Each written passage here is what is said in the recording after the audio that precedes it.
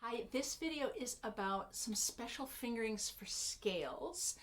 You can do scales with a wide variety of fingerings, and it's actually really good to practice them with different fingerings because sometimes in a piece you might get a scale that starts on a funny note and the pattern is unusual.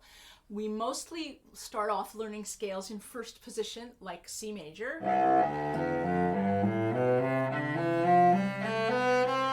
And in this set of scales that I'm going to present, C major is the one scale that's going to stay in that basic fingering starting on your open C string, first position. All of the other scales you can play, and we're looking at 2-octave scales in particular, you can play all the other scales with this same fingering. I call it a universal fingering. Different teachers call it different things. It is a slightly more advanced kind of fingering, but if you are already doing E major, A flat major, any of the keys, the major scale keys with 4 or more sharps or flats, you're actually already doing this universal fingering. So I want to look at it first with F major, which is on the top of the PDF sheet that you have. And of course, the basic F major scale fingering would be starting on the C string with a 4th finger. Right, so here you're going to start with your first finger on that same note. And one of the keys about this universal fingering is there are no open strings at all that you're going to play. You're going to play everything with fingers. So there's a rule about how you do the fingering, and once you get used to it, actually it becomes easier to memorize all the scales because they all use the same fingering no matter where you start. So the pattern is 1, 2, 4 with an extension, then you shift to the next string, 1, 2, 4, again with an extension, then 2 sets of 1, 2, 4 without an extension, and then the top fingering, which is either going to be 1, 3, 4 or 1, 2, 3. If it's a lower scale, like F major, it's going to be 1, 3, 4. If it's B flat, it's going to be 1, 2, 3, and that will make sense when you look at the pattern. So for F major, so I'm going to start here, starting in extension. So my thumb is forward. I've got my elbow forward a little bit for this. This is F, G, A in extension. And now I'm going to shift from 3rd position back to 2nd position. That's my 2nd pattern in extension. Now I shift back to 1st position, no extension. And because I'm not going to use any open strings, I shift up for this next pattern. Coming down, it's the same thing in reverse.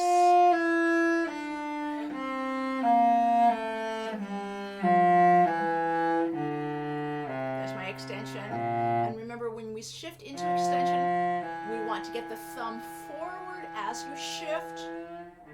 So when I hit that D, my thumb is already where it needs to be for the extension position, and my first finger is pointing back. And now I keep my hand in extension to shift to the next set, which is the end here. Okay, so all the fingerings for all the scales are on this PDF sheet.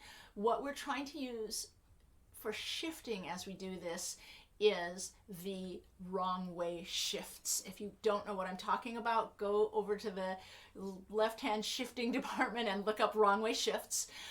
They are basically where we shift on the finger that's down into the next position. So if I do that really slowly, it sounds like this.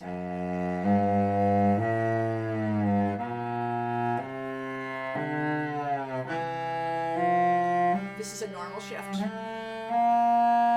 This one's wrong way. So we use the wrong way shift when we're going from string to string and changing positions.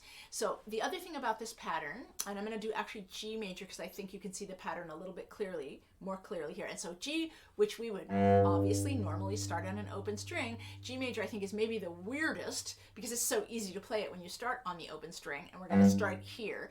And what I want you to observe is the backward shifting. So as I start in 4th position, my positions are going to go 4th, 3rd, 2nd, 1st.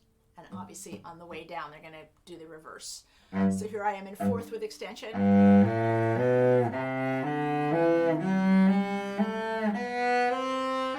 And then my top is 1, 3, 4. And if I want to keep myself in that pattern of threes, because you'll notice I tend to do 3 notes in a bow when I play this fingering, because it's actually kind of easier to bow it that way. So here I am coming down, and now you'll watch the shifting go first, second, third, fourth. I could also try to play it in tune. Here's first position, second, third,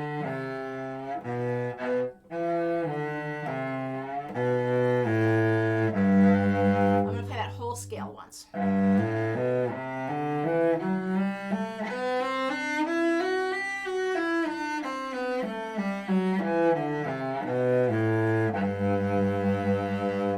So good luck with this. See if you can work out this fingering. I think it's well worth your while to try to do it so that you can actually play all of your scales memorized, because once you learn this fingering, you don't have to really know where half steps and whole steps are, because they're going to follow that same pattern.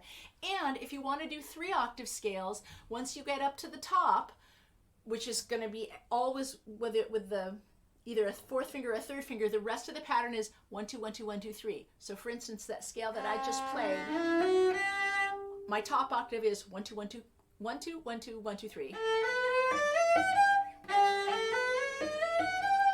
All of them.